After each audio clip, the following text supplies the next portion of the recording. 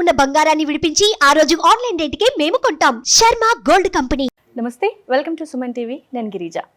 December నెలకి సంబంధించి ఏ రాశి వారికి ఎలాంటి ఫలితాలు ఉండబోతున్నాయో తెలుసుకునేందుకు ఇవాళ మనతో పాటు ప్రముఖ జ్యోతిష్య పండితులు గోనుగుంట్ల సురేష్ బాబు గారు ఉన్నారు. వారితో మాట్లాడిద్దాం. నమస్కారం గురువు గారు. నమస్కారం గిరిజ గారు. గురువు గారు, డిసెంబర్ నెలలో ఏ రాశి వారికి ఎలా ఉంటుంది అని తెలుసుకునే క్రమంలో భాగంగా నెక్స్ట్ వచ్చేసి వృశ్చిక రాశి. ఈ రాశి వారికి ఈ నెలలో ఎలా ఉండబోతుంది అంటారు? డిసెంబర్ మంత్లో 15న సూర్యుడు ధనుసు రాశిలోకి మారిపోతున్నారండి. అప్పుడు ధనుర్మాసం స్టార్ట్ అయిపోతుంది. ఎప్పుడైతే ధనుర్మాసం స్టార్ట్ అయిపోయిందో మనకి ఏం చెప్తామంటే అండి, ఇంట్లో అంతా శోభాయమానంగా ఉంటుంది. ముగ్గులతోటి, గొబ్బెమ్మలతోటి. ఇల్లే కాదండి, టోటల్ వీధులు, ఊళ్ళు చక్కగా ఉంటాయి. అంటే ఎంతో ఆధ్యాత్మికంగా, పర్టికులర్ తెలుగు ప్రజలకి చాలా బాగుండే ఒక పండగ వాతావరణం ఎక్కువగా ఉంటుంది.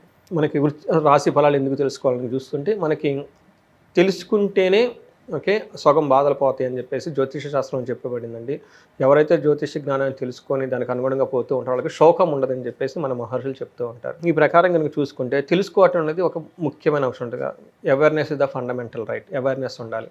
అందుకని మన జీవితంలో జరిగే ముఖ్యమైన సంఘటనలు, ప్రకృతి మనకు ఎలా అనుకూలంగా ఉంది, ఎలా ప్రతికూలంగా ఉంది తెలుసుకోవటం కూడా మనకి ముఖ్యమైన అంశం మన జీవితంలో. ఈ ప్రకారంగా వృశ్చిక రాశి వాళ్ళకి కనుక చూసుకుంటే, వృశ్చిక రాశిలో మనకి విశాఖ 4వ పాదం వాళ్ళు, అనురాధ 1, 2, 3, 4 పాదాలు, తర్వాత జ్యేష్ఠ 1, 2, 3, 4 పాదాలు అంతా మనకి వృశ్చిక రాశిలో ఉంటారని చెప్పుకోవాలి. అంతేకాకుండా మనకి పేరు బలం కనుక చూసుకుంటే వాళ్ళకి తో, నా, నీ, ను, నే, నో, యా, ఈ, యు ఈ అక్షరాలు వాళ్ళంతా కూడా మన వృశ్చిక రాశి కింద ఉంటారనమాట.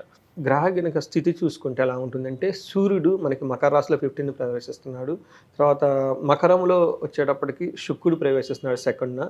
మనకి కుజస్తంభన జరిగి కుజుడు కర్కాటక రాశిలో ఉన్నారండి. వృశ్చిక రాశిలో బుధుడు ఉన్నారు. ఈ 4 యొక్క గ్రహాల ఇంపాక్టు వృశ్చిక రాశి వాళ్ళకి ఎలా ఉందో మనం చూద్దాం. మనకి ఫస్ట్ జ్యోతిష శాస్త్రం ప్రకారం ఏం చెప్తారంటే, సూక్ష్మ గోచారం, లఘు గోచారం అని చెప్తారు.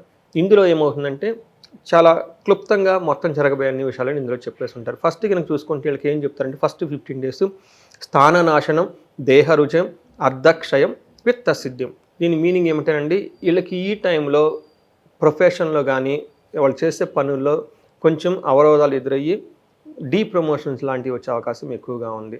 ప్రొఫెషన్లో ఏదైనా చెడు న్యూస్ వింటాం కానీ ఇవన్నీ చేసే అవకాశం ఎక్కువగా ఉంది. తర్వాత శారీరకంగా హెల్త్ బాగుండదు. తర్వాత ధనాన్ని కోల్పోతారు. అంతేకాకుండా రావాల్సిన ధనం టయానికి రాకుండా ఇబ్బంది పెడుతుంది. ఇది ఫస్ట్ 15 days ఇలా ఉంటుంది. నెక్స్ట్ 15 days అయితే ధనం విషయంలో చాలా బాగుంటుంది, కానీ హెల్త్ విషయంలో అలానే ఉంటుంది. వచ్చిన ధనం చాలా త్వరగా కూడా ఖర్చు అయిపోతుంది, కానీ ఓవరాల్గా గ్రోత్ అనేది లేకుండా చాలా స్టాగ్నేటెడ్గా స్తబ్దతకు గురయ్యి ఉండే అవకాశం వీళ్ళకి ఎక్కువగా కనిపిస్తుందని మనం తెలుసుకోవాలి. ఈ మంత్ అయితే మనకి ఈచ్ గ్రహం వాళ్ళకి ఎలాంటి ఛాలెంజెస్ చూపిస్తుందంటే, వీళ్ళకి సూర్యుడు చాలా ఛాలెంజింగ్గా ఉన్నాడు, అంత అనుకూలంగా లేరు కాబట్టి చాలా జాగ్రత్తగా ఉండాలి వృశ్చిక రాశి వాళ్ళు. ఎలాంటి అంటే డిసెంబర్ మంత్లో ఈ వృశ్చిక రాశి వాళ్ళకి ఇంకొకటి ఏమంటే, వీళ్ళకి అర్ధాష్టమ శని కూడా నడుస్తుంది ఈ రాశి వాళ్ళకి. అందుకని ఈ మాసం వీళ్ళు కొంచెం కేర్ఫుల్గా ఉండాల్సిన మాసం అని మనం తెలుసుకోవాలి. కానీ భయపడని అవసరం లేదు, ఆధారపడని అవసరం లేదు. బట్ ఎక్కడెక్కడ ఛాలెంజ్ ఉంది తెలుసుకుంటే, ప్లాన్ చేసుకుంటే చక్కగా ఉంటుంది లైఫ్. వీళ్ళకి ఎలా ఉంటుందంటే, హీనత్వం, దుష్ట సంసర్గం, మనస్తాప, వ్యధా నిష్ఫలం, కృషి వాణిజ్యం అని చెప్తుంటే, ఏదైనా కనుక బిజినెస్ చేసినా, వ్యవసాయం చేసినా, కష్టపడి చేసినా దాంట్లో వాళ్ళకి రిజల్ట్ ఉండదు అని చెప్తున్నారు. రెండోది మనస్తాపానికి గురైపోతూ ఉంటారు. అంతేకాకుండా వీళ్ళు దుష్టుల యొక్క సమాసం పట్టే అవకాశం కూడా ఎక్కువగా ఉంది కాబట్టి కొంచెం చాలా జాగ్రత్తగా ఉండాలి.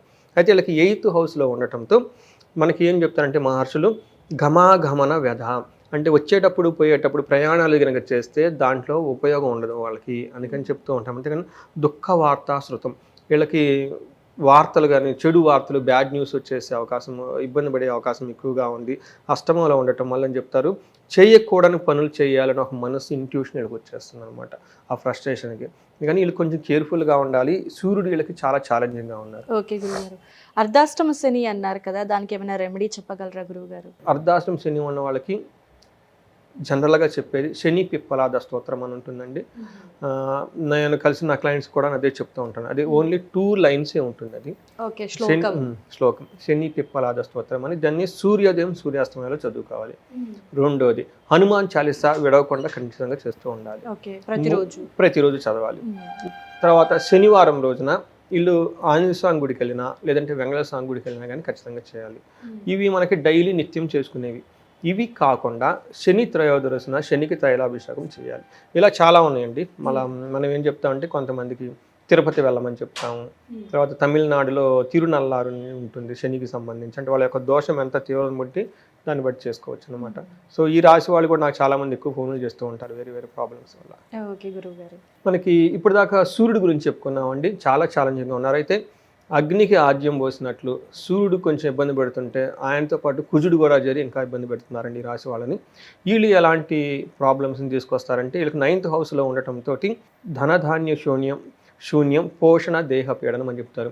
అంటే సరిగ్గా అన్నం తినకపోవటము, తర్వాత శరీరానికి సరైన పోషణ లేకపోవటము, తర్వాత వాళ్ళు చేస్తున్న పనిలో ప్రమోషన్ రావటం, ఈ పనులన్నీ వీళ్ళకి జరిగి కొంచెం ఇబ్బంది పడే అవకాశంగా కుజుడు తీసుకొస్తున్నాడు. అంతేకాకుండా 12th హౌస్లో దృష్టి ఉండటం వల్ల ఏమవుతుందంటే వీళ్ళకి ప్రవాంస వ్యాధి పీడాంశ బంధువైర క్షయం అని చెప్తారు. అంటే ఉన్న ప్లేస్ని వదిలిపెట్టి వేరే ప్లేస్లకు వెళ్ళే అవకాశం వీళ్ళకి ఎక్కువగా కనిపిస్తుంది. ధనం విపరీతంగా ఖర్చు అయ్యే అవకాశం ఎక్కువగా ఉంది. దేహ పీడం శారీరకంగా చాలా బాధలు పడే అవకాశం ఎక్కువగా ఉంది 12th హౌస్లో. అంతేకాకుండా వీళ్ళు హాస్పిటల్స్కి అలాంటి ప్లేస్లకి వెళ్ళి అక్కడ ధనాన్ని చాలా విపరీతంగా ఖర్చు పెట్టే అవకాశం కూడా కనిపిస్తుంది. అయితే వీళ్ళకి 4th హౌస్లో దృష్టి ఉండటం వల్ల బంధువైరం ధనక్షయం క్రూర భయం అని చెప్తారు. అంటే కొంచెం భయం పడి బంధువులతో గొడవలు అయ్యే అవకాశం ఎక్కువగా ఉంది. సో రోగ పీడాది వీళ్ళకి హెల్త్ కాంప్లికేషన్స్ చాలా జాగ్రత్తగా ఉండాలి.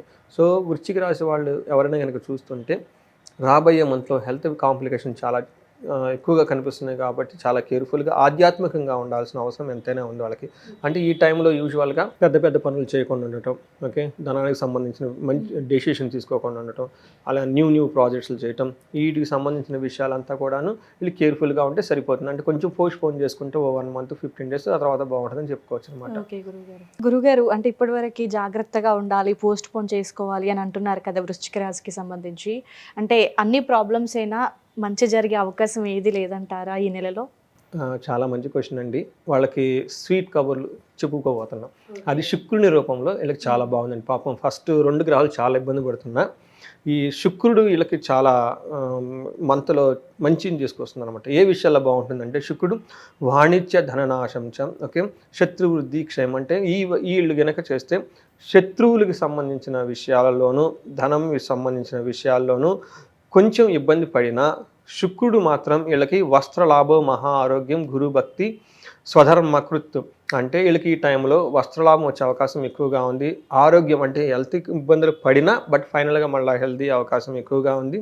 తర్వాత ఈ టైంలో 9th హౌస్ చూడటం వల్ల గురు ధర్మకృతం చేయడం, అంటే గురువుని కలవటం, పెద్దవాళ్ళని కలవటం, ధర్మానికి సంబంధించిన పనులు చేయటం, ఇష్టశుద్ధి అభిష్ట సాధన. అంటే వీళ్ళ గినక సంబంధించిన చిత్తశుద్ధి, అంటే మైండ్ టోటల్గా ఇబ్బంది పడుతున్నా కానీ చాలా చక్కగా ఉంటారు. అభిష్ట సిద్ధి అంటే అనుకున్న పనులు కూడా సాధించగలుగుతారు. అంటే ఫైనల్గా ఏమంటే ఇన్ని ఇబ్బందులు పడుతున్నా ఈ రాశి వాళ్ళు ఫైనల్గా ఒక హ్యాపీ కంక్లూజన్ అయితే వచ్చేస్తుంది ఈ మంత్ అని చెప్పేసి మనకి జ్యోతిష శాస్త్రం చెప్తూ ఉంది కాబట్టి హ్యాపీగా ఉండండి. తర్వాత మనకి అంగగోచారం అని చెప్పేసి ఒక కాన్సెప్ట్ అండి నక్షత్రం వైజ్. ఇందులో ఏం చెప్తుందంటే విశాఖ అనురాధ జ్యేష్ఠ నక్షత్రం వాళ్ళకి చూసుకుంటే విశాఖ నక్షత్రం వాళ్ళకి ఫస్ట్ వీళ్ళకి ఐశ్వర్యవంతంగా ఉంటుంది, చాలా బాగుంటుంది. తర్వాత వీళ్ళకి సంపదలు వస్తాయి, ధనలాభం ఉంది, చాలా బాగుంటుంది. ధనం విషయంలో ఎలాంటి కష్టపడిన అవసరం లేదు విశాఖ నక్షత్రం వాళ్ళు. అయితే వీళ్ళకి కొన్ని విషయాలు ఛాలెంజింగ్గా ఉంటుంది. వీళ్ళకి ఏదో ఒక విషయంలో హాని జరిగి చాలా భయపడిపోతారు. ఆ భయంతో ఏదేదో చేసుకుని ఇంకా భయం కలిపే సంఘటనలు జరిగే అవకాశం ఎక్కువగా ఉంది కాబట్టి చాలా కేర్ఫుల్గా ఉండాలి. అందులోనూ December 11th నుంచి December 22 వరకు ఈ టైంలో చాలా కేర్ఫుల్గా ఉండాలి వీళ్ళు. తర్వాత అనురాధ నక్షత్రం వాళ్ళు కనుక చూసుకుంటే ఈ మాసం అంతా ఐశ్వర్యవంతంగా ఉంటుంది, సంపదలు చాలా బాగుంటాయి, సౌఖ్యంగా ఉంటుంది, ధనలాభం ఉంటుంది, అంతా బాగుంటుంది. అయితే వీళ్ళు 2 విషయాల్లో చాలా ప్రాబ్లమ్స్ ఫేస్ చేసే అవకాశం ఎక్కువగా ఉంది. ఒకటి వీళ్ళకి ఏదైనా హాని జరిగే అవకాశం ఎక్కువగా ఉంది. ఇది కూడాను డిసెంబర్ లాస్ట్ వీక్లో ఏదైనా కానీ అనుకోని విధంగా కొంచెం హాని జరిగే సంఘటన ఇన్సిడెంట్ జరుగుతుంది. దాని ద్వారా చాలా భయపడే అవకాశం కూడా ఎక్కువగా ఉంది. లాస్ట్ జ్యేష్ఠ నక్షత్రం వాళ్ళు కనుక చూసుకుంటే వీళ్ళకి ఐశ్వర్యం చాలా బాగుంది, సంపదలు చాలా బాగుంటుంది, చాలా సౌఖ్యంగా ఉంటుంది, ధనలాభం ఉంటుంది. బట్ వీళ్ళు 2 విషయాల్లో చాలా కేర్ఫుల్గా ఉండాలి. December 1st వీక్లో ఏదైనా కనుక పని కనుక చూసుకుంటే ఆ పనిలో ఎక్కువగా రిజల్ట్ రాక వాళ్ళ తలబెట్టిన కార్యనాశనమై ఇబ్బంది పడే అవకాశం ఎక్కువగా ఉంది. తద్వారా అతిగా భయపడే అవకాశం ఎక్కువగా ఉంది. ఈ అతిగా భయపడేది కూడాను వీళ్ళు శుక్రునికి సంబంధించిన విషయాలు, లేడీస్ విషయంలో ఇలాంటి విషయం ద్వారా భయపడే అవకాశం ఎక్కువగా ఉంది. సో దీన్ని పెట్టుకొని మనకి ఈ వృశ్చిక రాశి వాళ్ళు మాసం అంతా ప్లాన్ చేసుకుంటే చాలా బాగుంటుంది.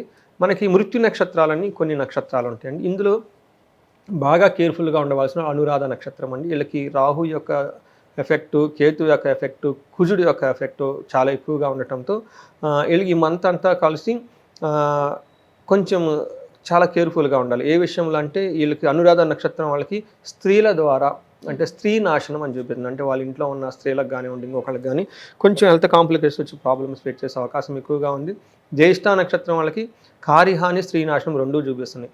అనురాధ నక్షత్రం వాళ్ళకి కనుక ఎవరికైనా ఉంటే వీళ్ళకి మహాన్యాసపూర్వక ఏకాదశి రుద్రాభిషేకం కంపల్సరీ అందరూ చేయించాలి ఈ రాశి వాళ్ళు. అయితే మనకి అమృత మృత్యుంజయ పాశుపతం అని చెప్పేసి అనురాధ నక్షత్రం వాళ్ళకి కనుక చేపిస్తే చాలా బాగుంటుంది. జ్యేష్ఠ నక్షత్రం వాళ్ళకి దుర్గాదేవిని కనుక విజిట్ చేయటం, లేదంటే చండీ హోమం, చండీ పారాయణ చేయగలిగితే, అధమ పక్షం వీళ్ళు దుర్గాదేవి, దుర్గా సప్తాస్లోకి ఇది చాంట్ చేయగలిగినా కానీ వీళ్ళకి చాలా బాగుంటుందండి. ఓకే గురువుగారు, అయితే ఈ హోమం చేయించాలి ఈ మంత్లో అన్నారు కదా గురువుగారు, హోమం చేపిస్తే ఆ ప్రభావం ఈ ఒక్క నెల వరకు మాత్రమే, అంటే ప్రాబ్లమ్స్ నుంచి బయటపడేందుకు సహాయపడుతుందా, లేదంటే ఈ హోమం ఎఫెక్ట్ ఇంకా తర్వాత కూడా కొన్ని రోజుల వరకు ఉంటుందంటారా? అంటే ఇందులో 2 రకాలు ఉంటాయండి హోమాలు. మనకి జన్మ జాతకంలో ఉన్న దోషాలను తీయటానికి, ఓకే, దానికి సంబంధించిన జపాలు చేయించడము, హోమాలు చేయించడం, తర్పణాలు చేయించడం, ఇది ఒక పద్ధతి అనమాట. ఒక 2 days 3 days పడుతుంది, చాలా పద్ధతి కాదండి. మాకు అదేం వద్దండి, ఇష్టకామ్యం, ఏదో బిజినెస్ స్టార్ట్ చేసుకోవాలి, డబ్బులు రావటం లేదు, ఇలాంటి వాటికి సంబంధించి కనుక చేసుకుంటే అది 1 dayలో కానీ అయిపోతుంది మ్యాక్సిమం. ఇది రెండో విధానం అనమాట. అయితే ఏ హోమం చేసినా కానీ దాని యొక్క ఫలితం ఎంతవరకే ఉంటుందని ఏం లేదండి, అది నిరంతరమే ఉంటుంది. ఏదో కార్యసిద్ధి అనుకోండి, ఆ కార్యం అయిపోగానే అది అయిపోతుంది. ఓకే, జాబ్ రావాలని చెప్పించుకునే జాబ్ అయిపోతుంది, భార్య మధ్య గొడవ ఉంటుంది, అన్యోన్యత అయిపోతుంది. అన్యోన్యంగా ఉంటారు, తర్వాత మళ్ళీ విడిపోరని కాదు, అసలు ఆ కార్యం నిర్వర్తిన తర్వాత ఇంకా అంతటితో అయిపోతుంది అనమాట. కోరిక పరంగా అది ఎఫెక్ట్ ఉంటుంది. అవును. అయితే జాతకానికి సంబంధించిన దోషాలు ఉంటాయి, అవి 3 to 5 days ఉంటాయి, చాలా లెంతీ పూజలు ఉంటాయి, ఇవి లైఫ్ టైం ఇంపాక్ట్ ఉంటుంది. బట్ ఏది చేసినా జ్యోతిష శాస్త్రంలో ఏం చెప్తారంటేనండి, 20 to 25% వాళ్ళు అనుభవించాల్సిందే సొంత కర్మ అని చెప్తారనమాట. కాబట్టి 100% ఎఫెక్ట్ కాకుండా లైట్గా కొంతవరకే పడుతుంది. ఇంకా పరిహారాలు అందుకని ఒక్కటే చెప్పలేదండి, ఓన్లీ హోమం చేయించుకొని ఏం చెప్పాల, ధ్యానం, ఓకే, సేవ, తర్వాత మనం వాడే వస్తువులు, సత్సంకల్పం, మన ఇంటెన్షన్స్. సో ఇందులో పాటు కూడా మనకి పూజలు, వ్రతాలు, మంత్రాలు, వీటితో హోమాలు కూడా చెప్తూ ఉంటాం. అంటే ఒక్కోదానికి ఒక్కొక్క రకమైన విశిష్టత ఉంటుందన్నమాట. ఓన్లీ జపం చేసుకుంటే ఆ జపం ఎప్పటికో సిద్ధిస్తుంది, చాలా టైం పడుతుంది. సో కొన్నిసార్లు మనం ఈ హోమాలు అవన్నీ మనం చేయలేం కాబట్టి బయట నుంచి చేయించుకోవాలి. సో హోమము, అభిషేకాలు ఇన్స్టాంట్ రిజల్ట్ అనమాట. గురువుకి సంబంధించి, లేదంటే పాశుపతాలు, లేదంటే మహాన్యాసపూర్వక ఏకాదశ రుద్రాభిషేకం, ఇవి ఇన్స్టాంట్ బూస్టర్ లాగా వస్తుంటాయి అన్నమాట. సో అయితే ఇవి జన్మలో జాతకంలో ఉన్న దోషాలకు పనికిరావు, వాటికి మనం వేరే విధంగా చేయాల్సి ఉంటుంది. ఓకే గురువు గారు, చాలా చక్కటి విశ్లేషణ అందించారు మాకు. ధన్యవాదాలు గురువు గారు. ధన్యవాదాలండి గిరిజ గారు.